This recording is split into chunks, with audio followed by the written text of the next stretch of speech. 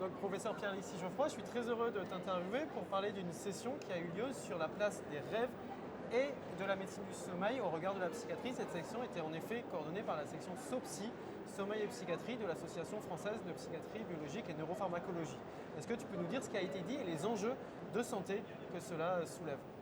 Alors je te remercie d'abord de m'interviewer sur ce sujet qui prend vraiment une place de plus en plus importante sur les 10 dernières années avec un certain nombre de travaux dans différents champs. Et Jean-Baptiste Marency par exemple, dans la première communication, a présenté un ensemble de travaux neuroscientifiques, vraiment à la recherche de biomarqueurs avec différents types d'approches, différents niveaux d'approche pour aller observer ce phénomène du rêve, mais aussi de jeunesse de cauchemar, où ils naissent, comment ils naissent.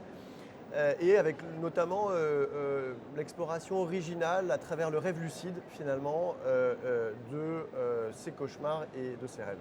Dans une deuxième communication de Julie Rowling, Julie a pu nous présenter les cauchemars dans le cadre du trouble de stress post-traumatique, qui est probablement la pathologie psychiatrique où les cauchemars sont le plus étudiés et qui prennent une place importante de par notamment leur retentissement et leur handicap dans la maladie, où là encore il y a un certain nombre de traitements qui existent dans le trouble de stress post-traumatique. Et le traitement des cauchemars dans le trouble de stress post-traumatique est la répétition d'imagerie mentale, qui est le traitement vraiment de première intention, et la prazosin est un traitement de deuxième intention. Et ça, Julie a pu nous rappeler tout ça. Et enfin, dans une dernière communication, j'ai eu un abord davantage sémiologique sur la place des rêves et des cauchemars, de l'altération du sommeil, sur finalement la prédiction d'une dégradation de cet état de santé mentale avec des enjeux de santé publique qui sont tout à fait majeurs.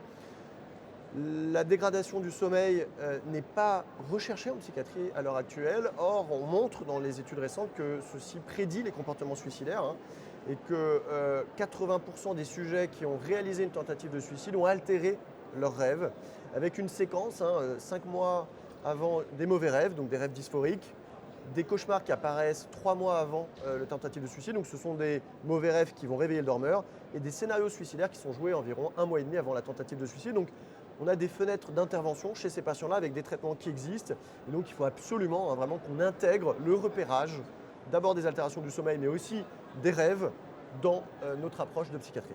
Est-ce qu'on peut dire que le rêve et le cauchemar sont des biomarqueurs du risque suicidaire ? Absolument. C'est vraiment des drapeaux rouges finalement d'une dégradation de cet état de santé mentale.